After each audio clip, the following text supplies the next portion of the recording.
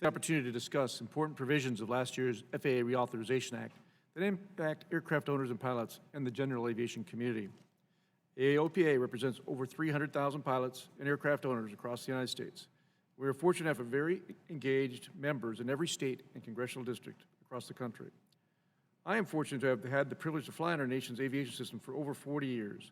It's an amazing system, it's very safe, modern, and the envy of the world. And this committee has a lot to do with that.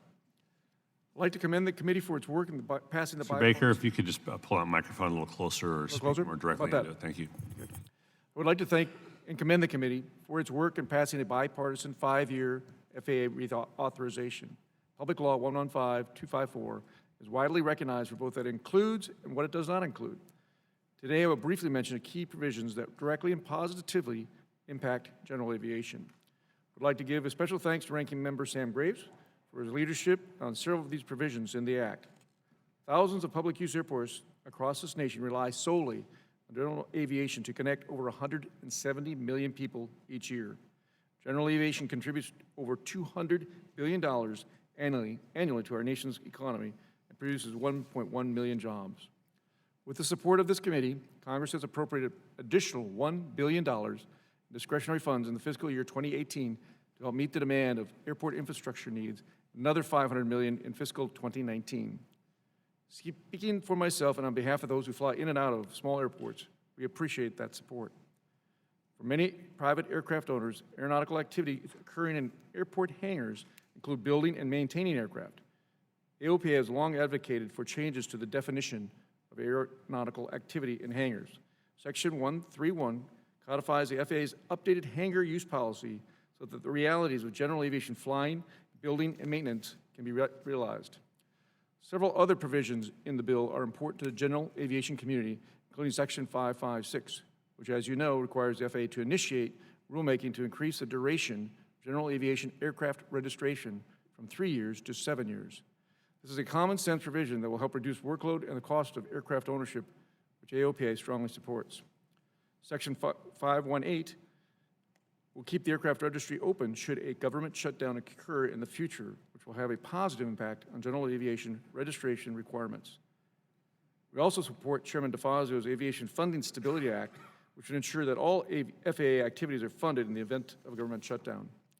Section 532 clarifies FAA policy regarding payment of living history flights, which will help continue our efforts to attract new generation of aviation enthusiasts and future workforce for the aviation community. Speaking of our future workforce, Congress and this committee specifically recognize the need to support aviation workforce development programs through Section 625. This was a top priority for AOPA. The Pilot Education Grant Program and the Aviation Technical Workforce Grant Program are each authorized at $5 million per year for the next 5 years. We remain hopeful that the appropriations process will move forward and that will be fully funded.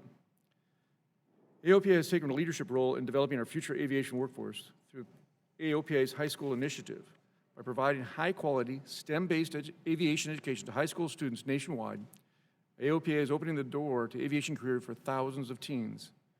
For the 2018-19 school year, our curriculum is being used at an estimated 2,200 children and 9th grade students, over 80 schools in 27 states. Another 461 students at 25 schools in 15 states are using the 10th grade curriculum. During the current year, 161 schools in 34 states are delivering aviation curriculum to these students. Our 11th grade curriculum is currently being field tested. Our ultimate goal is to have a 4-year program that will enable students to take and pass written tests to become a private pilot. While not related to the FAA authorization of 2018, I would like to thank the committee and mention the success of the bipartisan legislation passed into law in the extension of the Security Act, also known as the third-class medical, which is referred to now as the Basic Med. In just over 2 years since the program has been launched, more than 50,000 pilots are flying safely under these new medical standards. I'm pleased to report the FAA implemented the statute expeditiously and continues to support the success of the law. Finally, Mr. Chairman, we must continue to work together in industry and government to ensure our nation's leadership in all sections of aviation. We're hopeful that the committee will work through Senator Jim Inhofe of Oklahoma and others to establish the National Center for the Advancement of Aviation. Thank you very much. Thank you very much. I appreciate it.